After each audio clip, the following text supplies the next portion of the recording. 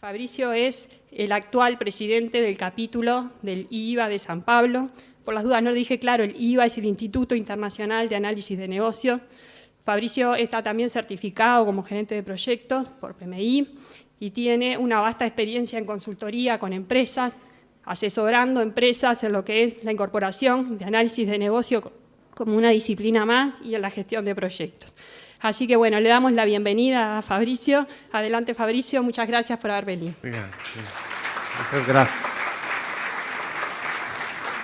Obrigado, equipe da Genex, pelo convite. Me sinto honrado em participar desse evento, um evento muito bonito, bacana.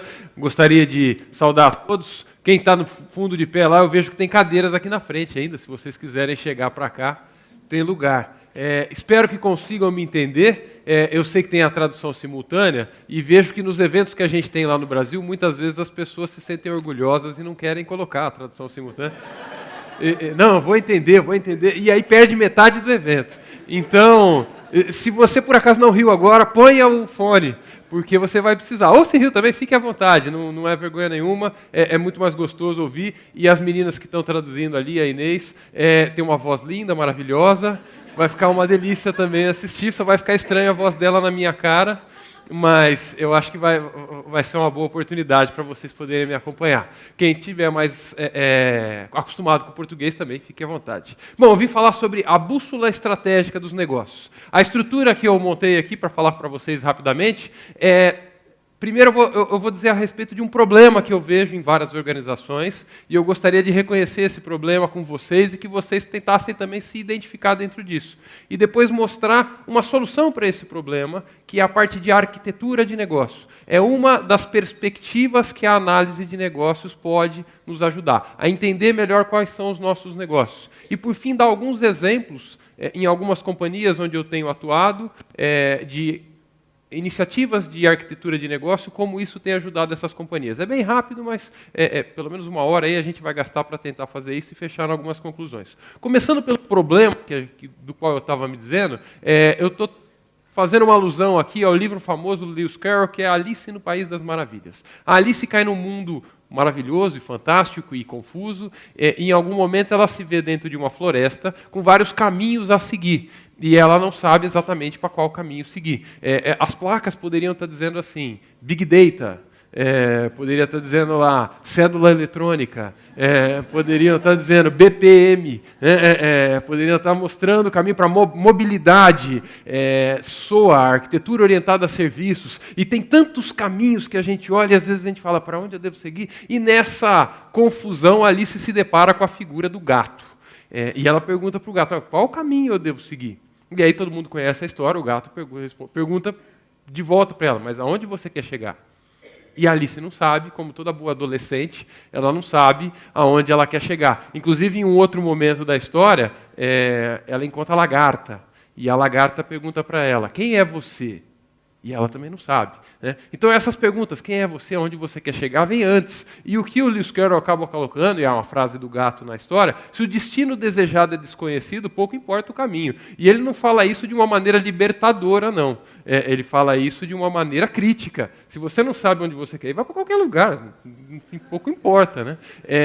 E a gente consegue perceber que há muitas organizações tocando o projeto dessa maneira. A gente faz um projeto de Big Data, a gente faz um projeto de arquitetura, a gente cria um barramento de serviços, mas aonde é que a gente quer chegar? E se a gente não sabe onde a gente quer chegar, a chance da gente chegar lá é muito pequena. Então, a intenção, quando eu estou dizendo que existe um problema, o problema está justamente relacionado a isso. Quando a gente atua em projetos, e aí a grande parte de vocês são da área de TI, eu também atuo mais na área de TI, a gente muito está ligado na última etapa dessa caixinha. A gente é envolvido em projetos, mas os nossos projetos nascem em algum momento antes. Começou ali a minha história num planejamento estratégico, de quem é a minha organização, qual a sua missão, a sua visão. Em algum momento, essa organização escolhe uma meta. Quando eu falo que escolhe uma meta, a organização precisa responder uma pergunta. O que se pretende conseguir? Para dar um exemplo, mais ou menos, de como seria um planejamento estratégico até chegar em um projeto, eu respondi essa pergunta para mim. O que se pretende conseguir? A minha meta é ter uma vida saudável. Uma meta pessoal fácil. Para uma organização, provavelmente não fosse uma meta assim tão simples. Se eu pensar numa organização financeira, num banco, ele poderia escolher como meta ser o principal banco de investimentos dos nossos clientes. Isso poderia ser uma meta corporativa. Mas a meta, ela é muito abstrata, ela é muito subjetiva. Para torná-la mais objetiva, eu preciso definir um indicador. Quando eu digo definir um indicador, como será avaliado? Ter uma vida saudável pode ser avaliado de várias formas. Posso medir quantas horas eu durmo por noite, posso medir qual é o meu índice de massa corporal, meu peso, minha quantidade de esforço que eu gasto para correr. No caso, eu fui ao médico, fiz vários exames, e ele falou, Fabrício, o melhor indicador para você é o colesterol. Colesterol é um bom indicador porque é fácil de medir. Você tira sangue e ele dá um número exato. Né? E no caso, eu fui lá e medi o meu colesterol, e o meu médico falou, não está bom. Você está com o seu colesterol, está 300. Né? E eu falei, bom, vamos definir então um objetivo. O objetivo responde à pergunta, qual é o valor de sucesso? Quantos colesteróis eu tenho que ter? Eu não sei como é que mede colesterol. Qual é o número adequado? Ele falou, seu colesterol tem que baixar para menos do que 200. Então, agora eu não estou mais falando de maneira subjetiva. Ter vida saudável é subjetivo. Minha meta era subjetiva. Agora estou falando de uma maneira objetiva. Eu quero diminuir o meu colesterol para menos de 200. Se fosse uma companhia, vamos pensar na instituição financeira, que gostaria de ser o principal banco de investimento dos seus clientes. Um indicador poderia ser o pocket share.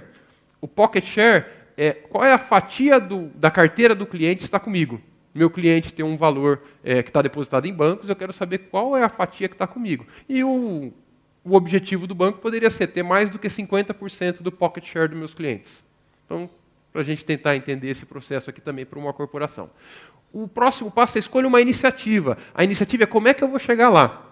De que maneira eu poderia fazer para baixar meu colesterol para menos de 200? Exercícios físicos, no caso foi até a iniciativa que eu escolhi, mas poderia ser outra. Eu poderia mudar minha dieta, eu poderia tomar remédio, existem outras iniciativas. Sei lá, procurar um xamã, fazer uma oração, né? Mas eu escolhi fazer exercícios, me pareceu uma iniciativa mais adequada. O banco, por exemplo, poderia ter escolhido para que ele fosse o principal banco de investimentos, com um pocket share de mais de 50%, ele poderia escolher uma campanha de marketing. Certo? E aí a gente chega no projeto. O projeto é o que fazer exatamente. E aí vamos detalhar. Se o banco vai detalhar a sua campanha de marketing, vai ser um projeto, quanto tem de investimento, quem é que está envolvido nisso. No meu caso, o meu projeto é correr 2 vezes por semana durante 3 meses. Tá? Aqui eu simplifiquei um pouquinho. O projeto é um pouco mais elaborado do que isso. Um projeto vai dizer quanto eu vou correr na primeira semana, aonde eu vou correr, eu vou ter um personal trainer. A primeira semana eu vou caminhar, a segunda eu vou correr e caminhar tanto tempo. O projeto é muito bem planejado. E é aqui que normalmente a gente está envolvido nos projetos como área de TI. A área de TI é muito comum que os seus projetos sejam desenvolva um sistema, crie um novo campo dentro de um formulário, crie um relatório. Mas esse sistema tem que estar alinhado a todo um planejamento estratégico que aconteceu depois. O problema é, a TI conhece esse planejamento estratégico? Vamos imaginar que dentro do meu projeto eu contrate um personal trainer para me acompanhar. E depois de 1 mês correndo, eu fui lá e dei uma medida no meu colesterol. E eu vi que de 300 ele baixou para 298.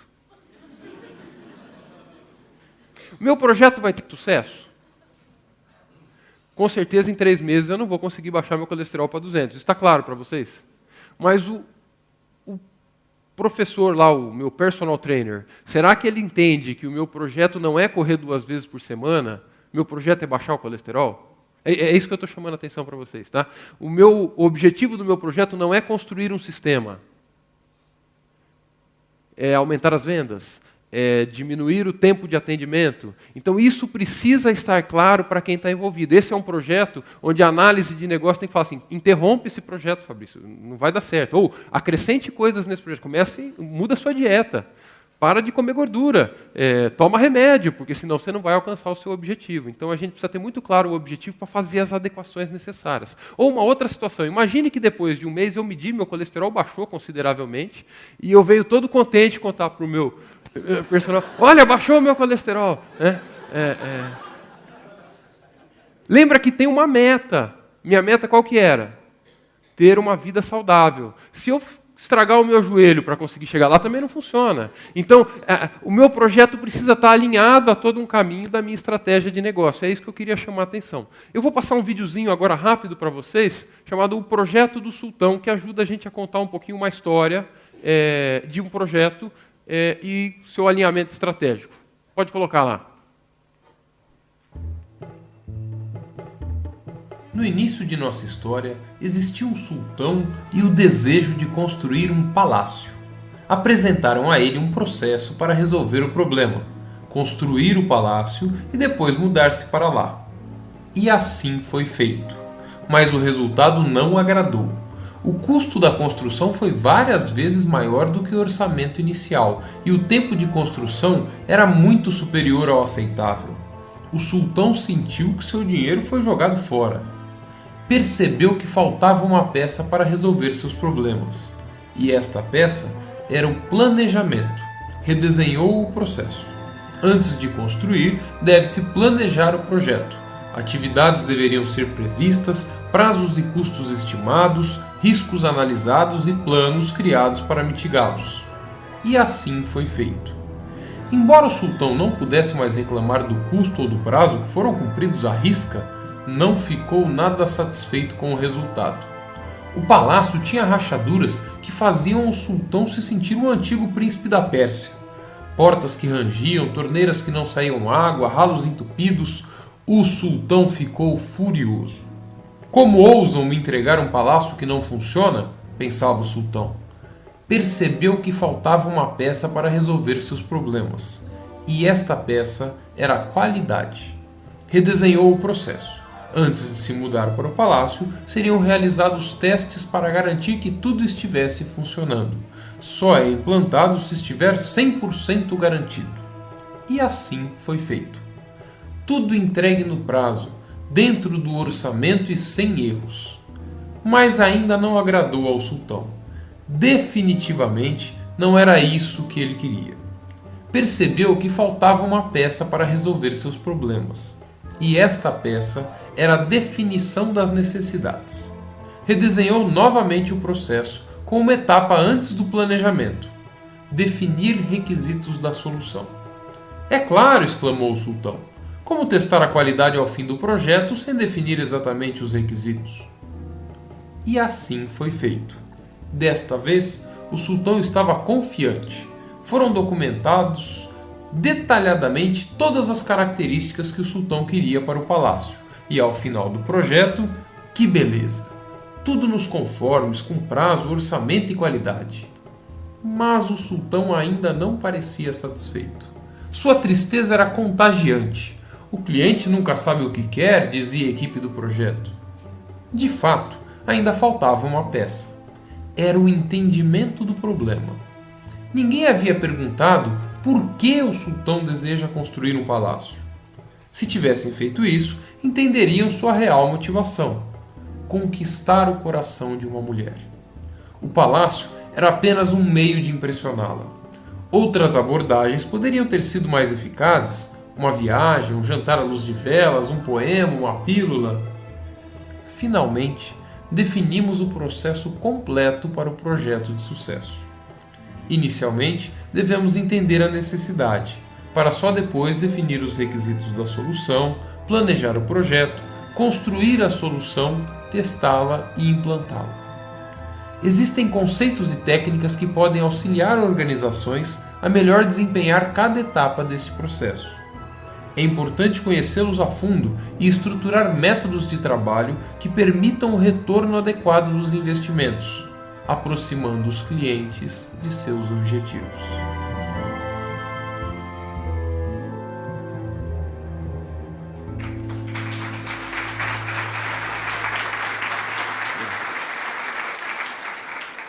É interessante a história do sultão, porque a equipe do projeto ela partiu de uma suposição que muitas vezes a TI parte.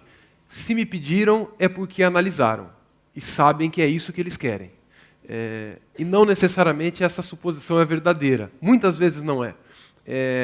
Então, eu gostaria que vocês começassem a questionar essa suposição. Quando você está num projeto e alguém fala assim, puxa vida, nós vamos gastar todo esse investimento para desenvolver esse palácio, mas por que nós estamos fazendo isso?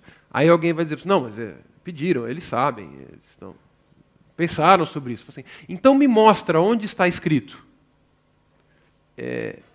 E aí que você vai ver realmente se existe. Tá? Então, quando a gente falar um pouquinho sobre arquitetura de negócio, é um pouco dizer aonde está escrito o que a gente pensou. E escrever aquilo que você pensou, escrever o seu objetivo de maneira clara e aonde você quer chegar, faz uma diferença muito grande na racionalização e na forma de pensar. A maneira de analisar o negócio te torna muito mais claro o caminho, onde outras abordagens podem, inclusive, ser mais adequadas, mais baratas, mais eficazes para alcançar esse objetivo.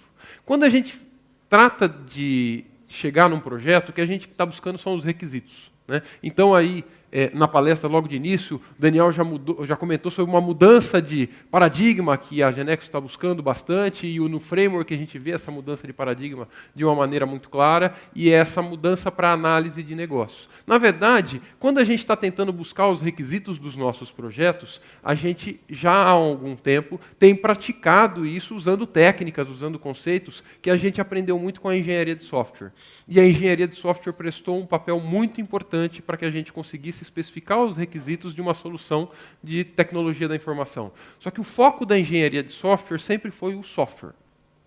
Se eu ler um requisito da engenharia de software, vai estar dizendo o sistema deve fazer isso, o sistema deve fazer aquilo, ou o software deve fazer isso, aquilo. Então, o foco é especifique um software. Esses são os meus requisitos. Quando eu falo da análise de negócios, ela também vai me trazer os requisitos, mas o foco dela é um pouco diferente. A análise de negócio herdou, inclusive, uma série de técnicas e conceitos que vieram da engenharia de software, mas com um foco no negócio. O negócio precisa alcançar tal resultado. O negócio precisa ter qual benefício. Quando eu faço essa mudança de visão, me dá um norte muito mais claro. De eu poder falar, não é um palácio que a gente precisa. De eu poder dizer, esse projeto não vai conseguir diminuir o meu colesterol para o número que eu estou desejando. Ou ele não vai me trazer a qualidade de vida, a vida saudável que eu gostaria. Então, essa mudança de foco é que eu queria deixar para vocês como uma ideia a se trabalhar. E como fazer isso? O Instituto Internacional de Análise de Negócios criou um guia chamado BABOK. É um livro onde ele trata do corpo de conhecimento da análise de negócios. Ele lista as práticas que são utilizadas por organizações no mundo todo, que são geralmente aceitas como úteis para a análise de negócios. Dentro desse guia, ele organiza essas práticas em áreas de conhecimento, mas ele não chega a ser um processo. Ele não substitui o framework que vocês visualizaram aqui, e também não vai dar um passo a passo. Ele não é uma metodologia de como fazer análise de negócio. Ele traz o conjunto de práticas que a análise de negócio faz. E a ideia é que você, estudando essas práticas, possa trazer para a sua metodologia, para o framework da sua organização, para a maneira sua de trabalhar software. Quando a gente fala nessas práticas, estão organizadas nestas áreas de conhecimento. Então, o guia está estruturado, aí são 7 áreas de conhecimento. Eu queria dar enfoque, por causa do foco desta palestra, que é a nossa bússola estratégica dos negócios, na área de conhecimento chamada análise da estratégia. Nessa área, são 4 as tarefas que o guia BABOK lista. As tarefas de analisar a situação atual. Aonde eu estou? Qual é a minha situação? Quem sou eu? Depois, definir a situação futura, aonde eu quero estar no futuro, ou quem eu quero ser no futuro. Mapear o meu negócio hoje e o meu negócio que eu gostaria que fosse. Avaliar os riscos. Qual é o risco de eu sair daqui e ir para aquela situação desejada? Ou qual é o risco de eu não sair e ficar onde eu estou? Um outro concorrente pode vir tomar o meu lugar. Então, avaliar os riscos dessa mudança e definir uma estratégia de mudança que seja adequada. Para fazer isso, existem diversas abordagens. O Guia BABOK traz uma perspectiva chamada arquitetura de negócio, que eu gostaria de comentar um pouquinho com vocês, que eu acho que é a perspectiva que nos ajuda a olhar o negócio como organização e tentar entender esse todo e dar um pouco mais de clareza para a nossa ideia. Antes de falar um pouco de arquitetura de negócio, acho que é interessante conceituar a arquitetura. Minha pergunta, isso é uma arquitetura? O que vocês acham?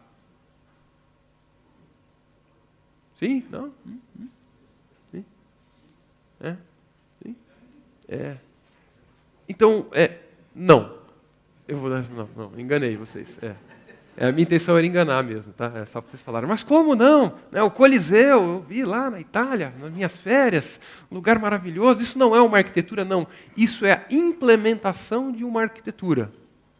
O Coliseu é uma instância, é uma coisa construída. Quando eu falo numa arquitetura, a arquitetura é um conjunto de representações descritivas relevantes para descrever um objeto complexo. Então, o Coliseu foi construído com base em uma arquitetura. Eu poderia pegar a arquitetura do Coliseu, levar para um outro lugar e reconstruir o Coliseu a partir da sua arquitetura. A arquitetura serve para a criação de instâncias do objeto. Eu posso criar vários objetos do mesmo tipo a partir da sua arquitetura. Se eu pensar num negócio, imagina que eu vou montar uma franquia de sanduíches, como o McDonald's, existe uma coisa que é a loja do McDonald's, a outra que é a arquitetura da loja. Quando eu estruturo a arquitetura, permite com que eu crie várias lojas no mundo inteiro, seguindo a mesma arquitetura, e aí eu não estou falando da arquitetura da construção em si, eu estou falando da arquitetura do negócio da loja do McDonald's. Permite com que eu replique isso. Além de me permitir criar instâncias de um objeto, a arquitetura serve como linha de base para a mudança nas instâncias. Se eu quiser fazer uma reforma no Coliseu e chegar lá com uma pá, um martelo e começar a olhar onde é que eu tenho que mexer, é um negócio bastante complicado. Mas se eu tenho a arquitetura do Coliseu especificada, eu posso fazer essas mudanças primeiro na arquitetura, que é muito mais barato, mais fácil de entender, e depois transmitir essas mudanças para a instância. Se eu quero entender o meu negócio, para que eu possa ser rápido, ser ágil, atender às necessidades e às mudanças do negócio, o ideal é que eu primeiro faça essas mudanças na arquitetura e consiga arquitetar as mudanças, para depois implementá-las no físico. Se eu quero implementar dentro da minha empresa Big Data, BPM, cédula digital, o ideal é que eu faça isso primeiro na arquitetura do meu negócio, analisando, e depois eu transmita isso para a instância que é a operação do meu negócio. Quando a gente está falando de arquitetura corporativa, arquitetura das organizações, o objetivo é descrever e gerenciar uma organização, conseguir representar essa organização e conseguir olhar para ela e entender. É muito difícil entender uma organização in loco, na instância. Fui lá no McDonald's e vi todo mundo correndo, trabalhando, fritando batata, mas é difícil de entender. Eu não consigo visualizar, por exemplo, lá na hora, qual é a estrutura de decisão, quem que manda em quem, qual é o processo de negócio. Eu consigo ver acontecendo. Na arquitetura isso fica muito mais fácil. Quando eu vou fazer uma arquitetura corporativa, tem duas maneiras diferentes de analisar. Opa, para cá. Uma arquitetura pode ser decomposta em diferentes visões. Uma arquitetura de uma organização deveria responder uma série de perguntas. Por quê? Quando eu falo no porquê, qual é a missão da organização? Qual é a missão da sua organização? A pergunta da lagarta para Alice: quem é você? Por que você existe? Quando? Quais são os eventos que disparam processos de negócios? Quando o seu cliente chama, o que dispara esse processo? O que faz com que a sua empresa se movimente para atender uma necessidade dos seus clientes? Como você atende essas necessidades? E aí sim, quais são os seus processos de negócio? Como você toma as decisões que você toma? Quais são as suas regras de negócio que ajudam a sua empresa a tomar suas decisões? Isso tudo tem que estar descrito. Cada folhinha dessa seria uma especificação da minha arquitetura. Quem são os seus clientes? Quem são os seus fornecedores? Quem são os seus parceiros? Quem são os stakeholders que orbitam em volta da sua organização? Quem são os atores que atuam dentro da sua organização? O que a sua empresa faz? Quais produtos você gera? Quais conceitos você lida? Fatura, cliente, desenvolvimento de software, consultoria, o que você presta dentro disso? E aonde que a organização atua? Onde pode ser tanto fisicamente, os locais onde sua empresa está, quanto virtualmente, em quais ferramentas você está fazendo o desenvolvimento, em quais ferramentas você está registrando essas coisas. Tudo isso pode ser descrito para formar uma arquitetura de negócio. E isso pode ser descrito em diferentes perspectivas, ou em diferentes pontos de vista. Eu posso responder aquelas perguntas num ponto de vista da organização como um todo. O que a engenharia de software me traria como nome, onde eu trabalho os meus requisitos de negócio, a visão da corporação. Eu posso descrever isso na visão de uma pessoa da minha organização, ou de um papel dentro da minha organização. O que a engenharia de software vai trazer como requisitos de stakeholder, as necessidades de uma pessoa específica. Ou posso dizer isso no ponto de vista do sistema.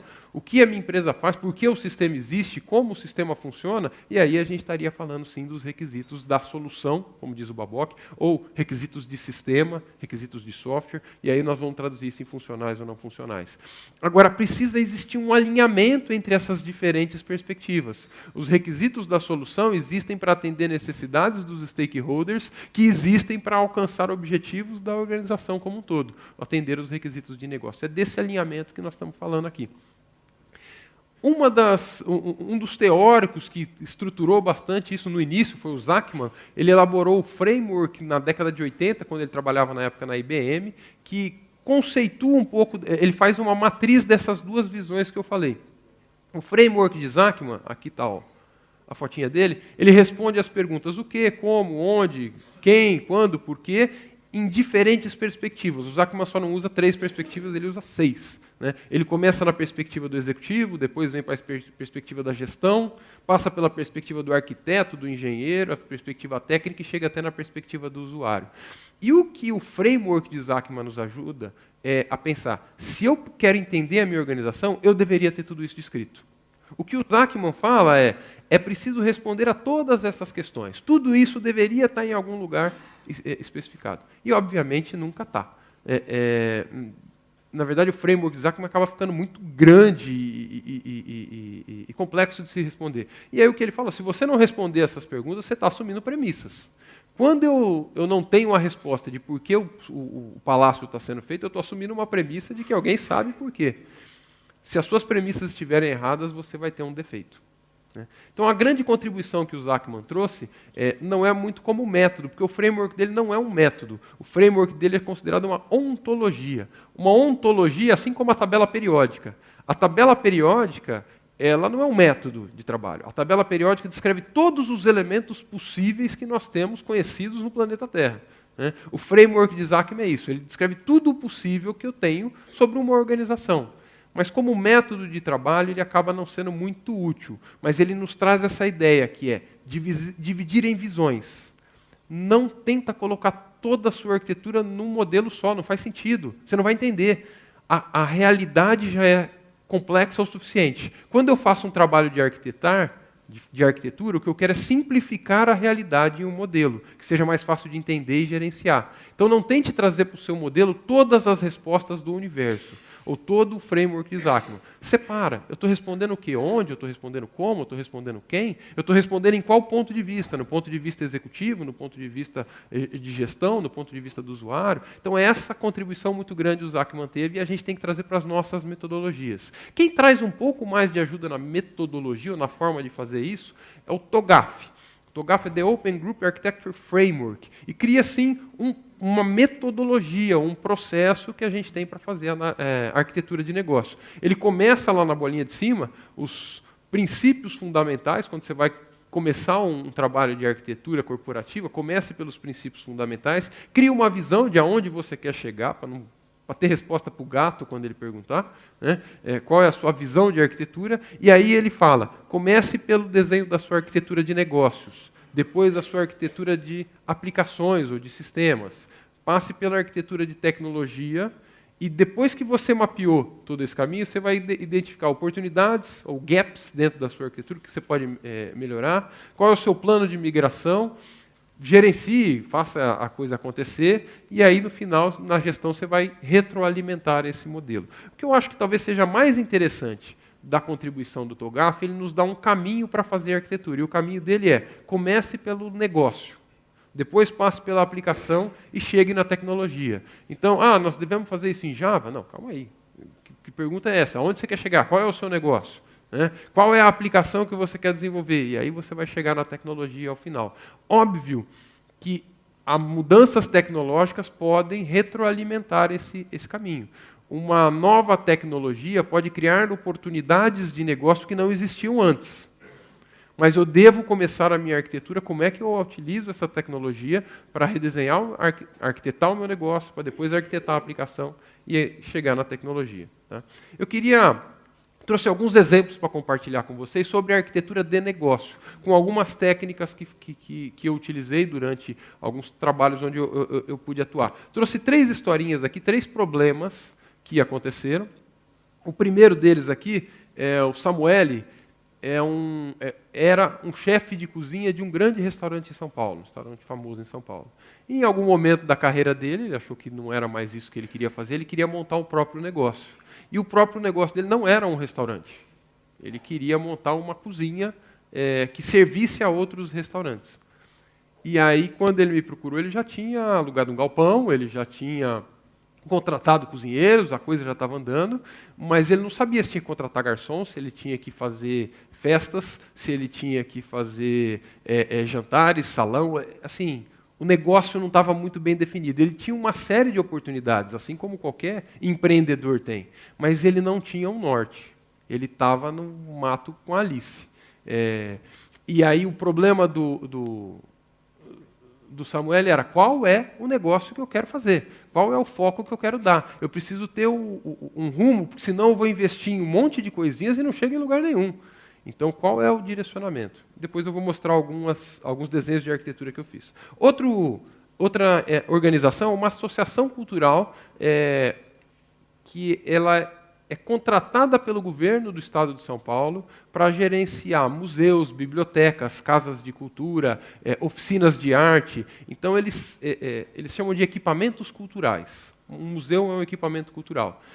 Essa organização, ela não executa o museu tem a sua gestão. Ela faz a gestão por cima disso tudo para que os investimentos que o Estado está fazendo sejam, de alguma maneira, gerenciados. O Estado não tem capacidade de gerir isso, por isso ele terceiriza para associações. E esse é o foco da associação.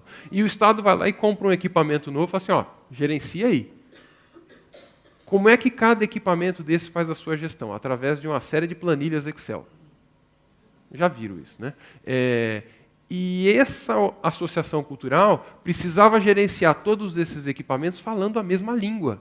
Ou seja, ela precisa ter um chassi de processos padrão que funcione tanto para uma escola de música quanto para um museu ou para uma biblioteca. E isso é um negócio bastante complicado, porque cada um fala uma língua diferente.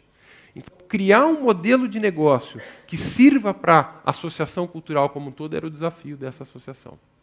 O terceiro caso que eu trouxe aqui foi uma empresa do ramo financeiro que teve uma reestruturação dos seus departamentos, das suas áreas internas, e criou uma área de analistas de negócio. A análise de negócio como uma área dentro da organização, com o papel de assumir a responsabilidade para que a análise de negócio fosse feita e fazer esse alinhamento entre a estratégia, o que o negócio precisa, e o que os sistemas, aí no caso bem voltado para a TI, tá? O que os sistemas de TI teriam, inclusive chegando até na especificação dos requisitos de software, fazendo esse meio de campo. Nesse meio do caminho começaram a acontecer algumas brigas de espaço com os gerentes de projetos, né? Não sei se acontece só lá no Brasil. Mas esse espaço não estava muito bem definido, porque qual é o papel do analista de negócio, qual é o papel do gerente de projeto, não estavam claramente definidos. Então, essa era uma área que falava assim, qual é o nosso papel? A gente precisa deixar claro qual é a nossa fronteira de atuação, como é que a gente vai atuar e poder definir, inclusive, processos, metas e iniciativas. Tá? Então, são 3 historinhas aqui para mostrar alguns modelos. Vou até voltar aqui um pouquinho. Eu trouxe algumas técnicas que aparecem aí no Babok, o modelagem de conceitos, o Model Canvas, que o pessoal, inclusive, apresentou no framework da Genexus, modelagem de processos e falar um pouquinho como é que eu amarro essas coisas num planejamento estratégico. Tá? Então, modelagem de conceitos. Essa é uma técnica muito simples de usar, muito fácil e que traz benefícios muito grandes para as organizações. Nesse exemplo aqui, eu tenho um cliente que faz um pedido.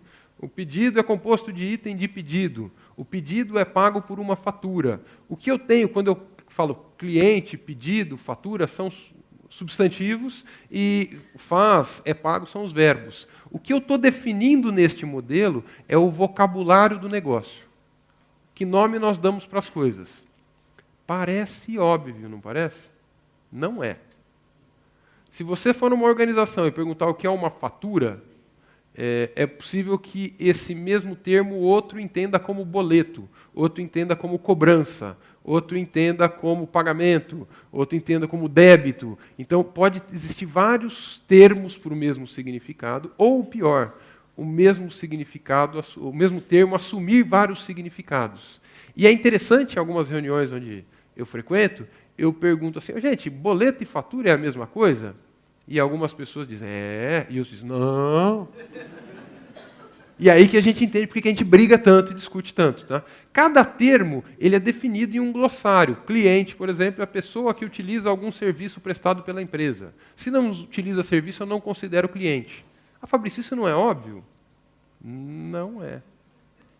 Porque você vai ter algum momento lá, e aí já levando lá para os requisitos da sua aplicação, um caso de uso, listar clientes.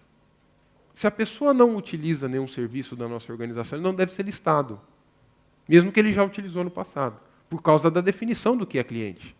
Então, essa definição dos termos fazem com que o entendimento seja mais claro. Criei aqui o que é um pedido, solicitação feita por um cliente para que a empresa preste um serviço. Esse desenho como um todo, eu trouxe alguns exemplos de como é que foi aplicado nos casos onde a gente listou. Lá naquele departamento de análise de negócios, esse desenho esse modelo foi fundamental para a gente conseguir definir um pouco melhor as fronteiras entre o analista de negócios e o gerente de projetos. Se vocês olharem na parte esquerda do desenho, eu digo que o gerente de projetos gerencia o escopo do projeto e o analista de negócios gerencia o escopo da solução. A gente tinha um monte de problemas brigando por quem que é o dono do escopo.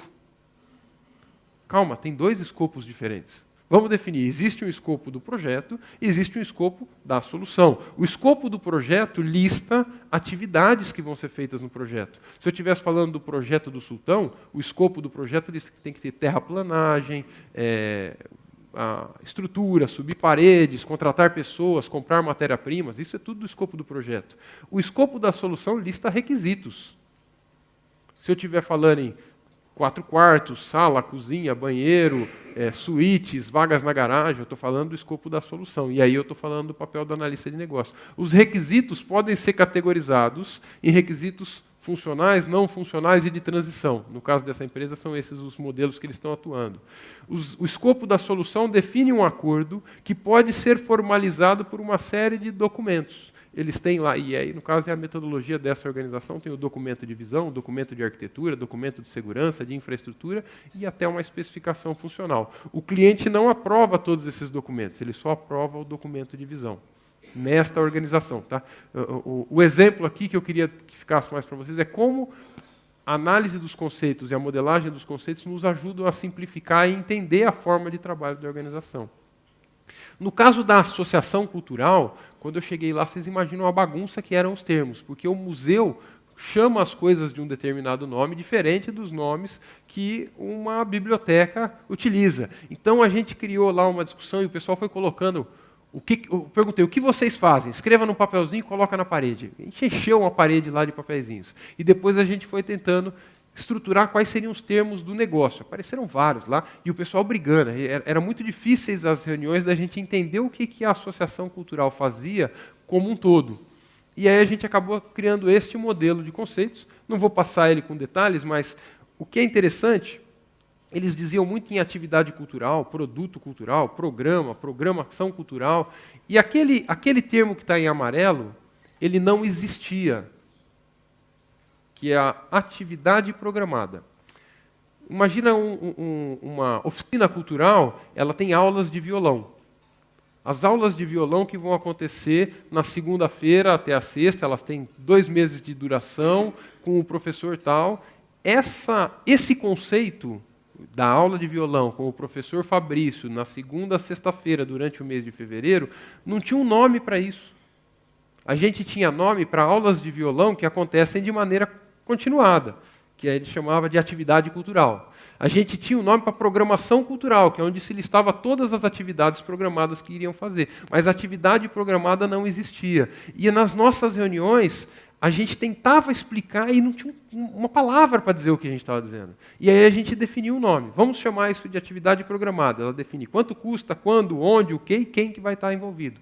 Quando a gente definiu esse termo, ficou tão mais fácil a nossa o nosso mapeamento, vocês vão ver logo após, a gente fez um mapeamento dos processos, e essa é uma palavra-chave no mapeamento dos nossos processos. Esse quadro aqui, eu simplifiquei ele um pouco, tinha alguns outros termos, mas nós imprimimos grande, colocamos na parede, e durante as reuniões, quando alguém utilizava um termo de forma equivocada, a gente falava, não, peraí, você não está dizendo atividade cultural, você está dizendo atividade programada. Ah, isso. Então a gente procurava se corrigir e falar a mesma língua, para que a gente tivesse um alinhamento de termos. Boas práticas que eu recomendo a todos que forem fazer a análise de conceitos. Definir todos os termos. Cada termo tem que ter uma definição escrita. Como ali, cliente. O que é um cliente? É chato fazer, tá? Mas ajuda muito. Porque aí você percebe que as pessoas têm termos diferentes. Uma boa pergunta para você fazer numa reunião, quando alguém fala, os nossos clientes, é assim, ó, o que você quer dizer com cliente? O que você quer dizer com fatura? Me explica, me dá uma definição para isso. Aí vamos ver se a sua definição é exatamente a mesma que eu tenho. Né? Se não for, que normalmente não é, aí você negocia e escreve. Segunda dica que eu dou, apenas um significado por termo e um termo por significado. O glossário, o dicionário, dá para a mesma palavra vários significados. Os nossos dicionários, em português, ou em espanhol, em inglês, qualquer coisa. Na sua especificação, evite isso. Use apenas um significado. Isso vai diminuir muito a ambiguidade das suas descrições dos seus documentos. Vamos para outra técnica, modelagem de processos. Modelagem de processos é muito utilizado para descrever como a empresa funciona. E aí eu tenho ali o fluxo de atividades, no canto direito ali, onde eu tenho um processo recebendo uma atividade, eu tenho uma lista de raias, quem está fazendo o quê, em qual sequência. Não é esse que eu gostaria de dar destaque. Eu gostaria de dar destaque no modelo da esquerda, para vocês para lá.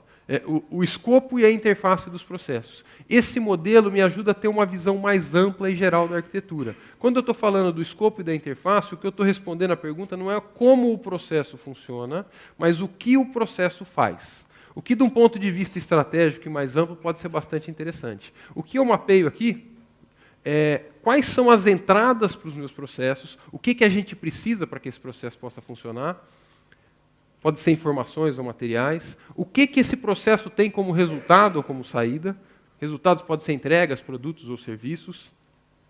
Por que, como e quando fazemos o que fazemos? Quais são as regras, as políticas, os padrões que o meu processo segue? E quais recursos sustentam o processo? Onde, com quem? Pode ser pessoas, recursos humanos, ferramentas de BI. Quando eu mapeio isso daqui, eu tenho uma visão do processo de fora.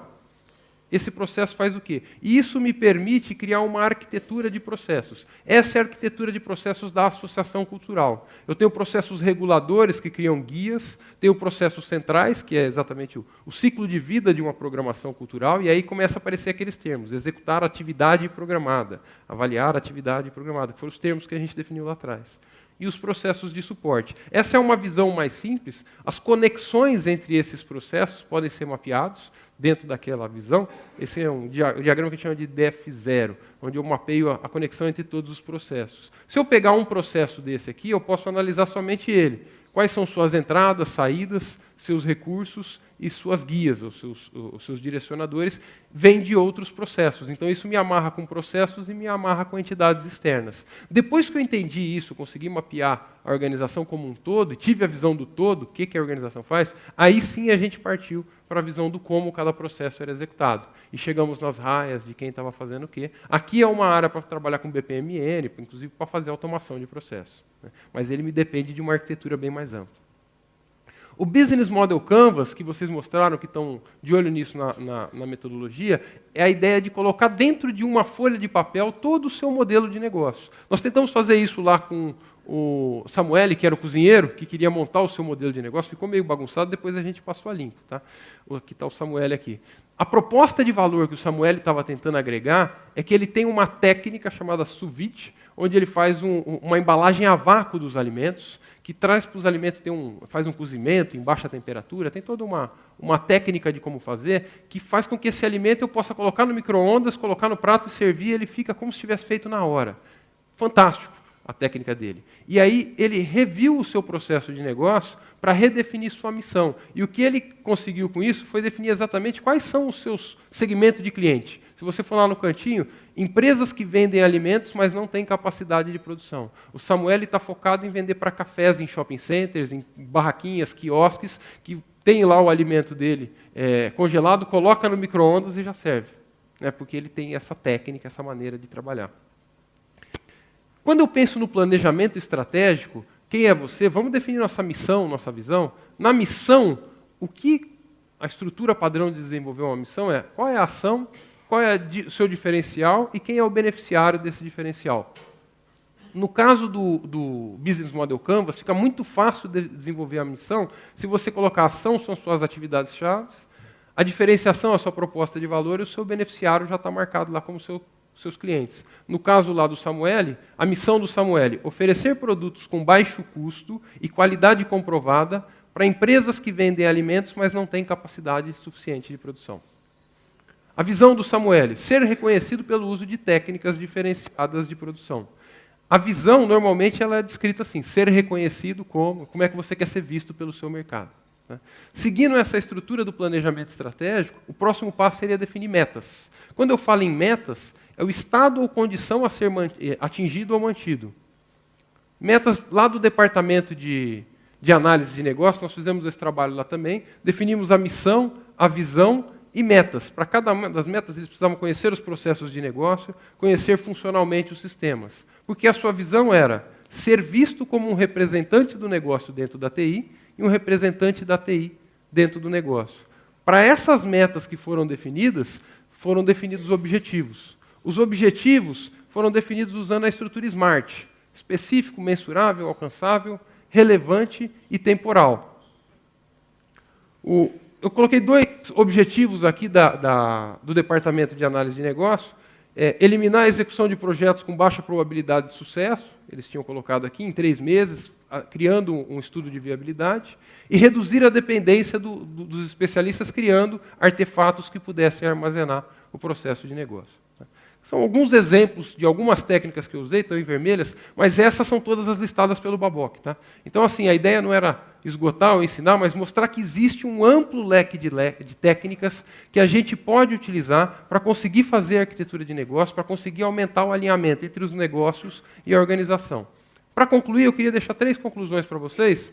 Somente após ter entendido o modelo de negócio e definido o direcionamento estratégico, os objetivos se tornam claros e o escopo do projeto pode ser definido de maneira alinhada. Quando eu estou falando no modelo de negócio, mostrei 3 técnicas aqui rapidinho, modelo de conceitos, de processos e o Business Canvas. Quando eu falei do direcionamento estratégico, a missão, a visão, as metas, até chegar nos objetivos, usando o SMART como modelo, e o escopo dos projetos pode ser definido. Aí sim eu usaria as técnicas do gerenciamento de projetos, WBS ou da engenharia de software para a especificação de requisitos. Conclusão 2, que talvez seja até a mais importante aqui. O alinhamento da operação com a estratégia não depende do nível executivo. Eu não posso ficar esperando o que o sultão fez. Todos os envolvidos em iniciativas estratégicas precisam conhecer a direção do negócio. Qualquer um que esteja trabalhando em uma iniciativa precisa saber aonde a gente precisa chegar. Qual é o objetivo da organização? Deixa eu ver. Me mostra a arquitetura de negócio, que eu quero entender no que eu estou trabalhando e para onde a empresa gostaria de ir.